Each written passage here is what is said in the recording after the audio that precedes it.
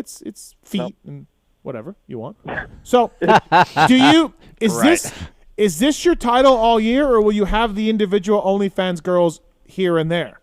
No. OnlyFans will be my gig the whole year. Okay. So I actually reached out to OnlyFans Direct.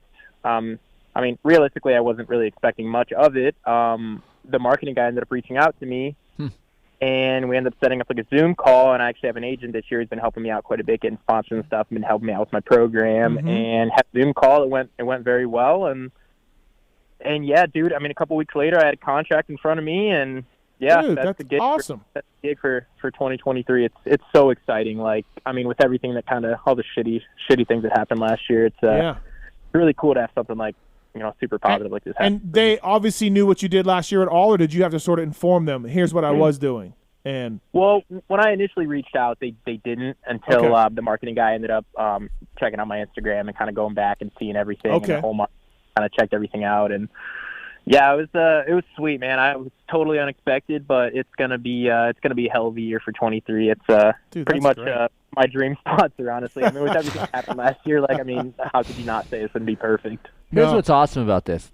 Some of these privateers bitch. I don't have this. I'm not racing. F this. No one wants to. This is a perfect example of you other privateers listening to this. It happens. You just got to bust your ass, reach out, try it. Worst they can say is no. Yeah.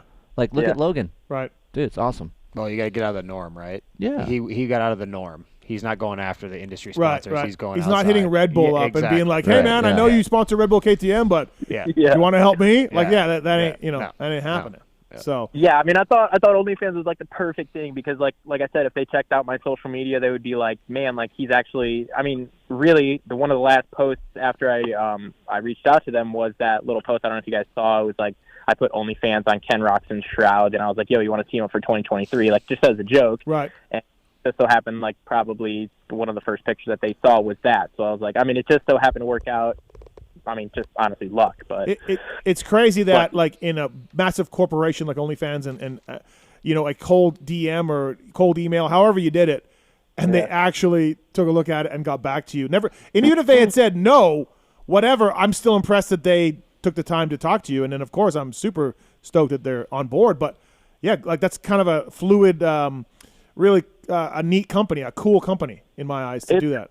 It's crazy. Like it just happened so quick. Like I remember I was laying in bed. It was 11 o'clock on a Wednesday night, and immediately the next morning I had an email. I had a message on Instagram from the marketing guy Dylan, and it just went so fast. We had a Zoom meeting set up for the week after that, and it all just happened so fast, and it was really cool. Like obviously everybody thinks OnlyFans of.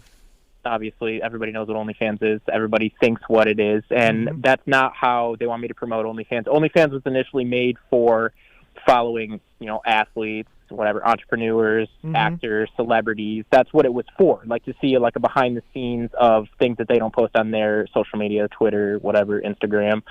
So I'm gonna actually have one. It's gonna be like some kind of behind the scenes things that I'm not gonna post on like my social media. So it'll all be really, really cool. Yeah, it's a good point. I do remember OnlyFans when it first started. I remember that, like athletes, they were at, like Jerry Rice or somebody, like was like not when he was playing, but when, like they were going to show you behind the scenes things of some athletes, and then remember I didn't hear about it for a couple of years, and the next thing you know, it's got the reputation it does now. We know where it's at now. Yeah, right. OnlyFans is worth $1 billion.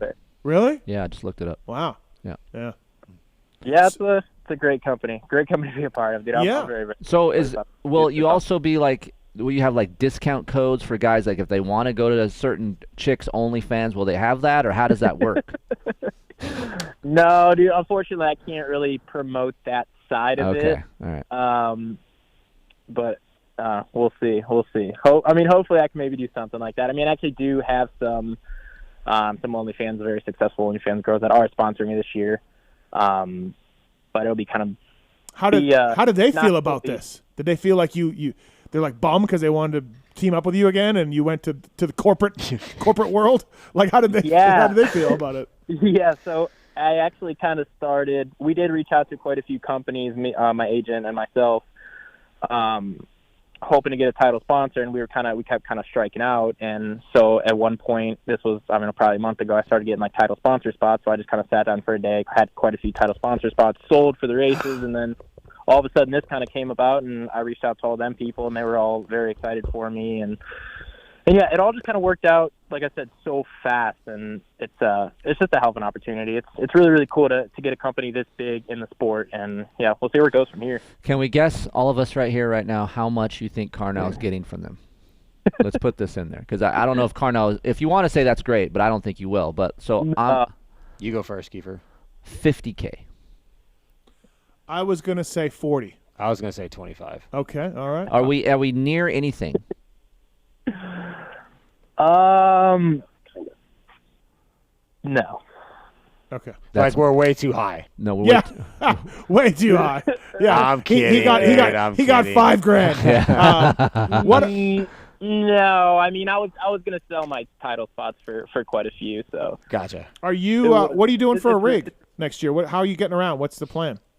No, I'm just I bought that van. I actually had a sponsor last year who let me use his van after all that crap happened for a couple of races, and I used that for the rest of the season, and I really liked the van. Okay. He was selling it for pretty cheap. He was going to give me a good deal on it. I actually bought that van right at the end of the Supercross, so we'll have that van fully wrapped, full OF, and yeah, it'll be sweet.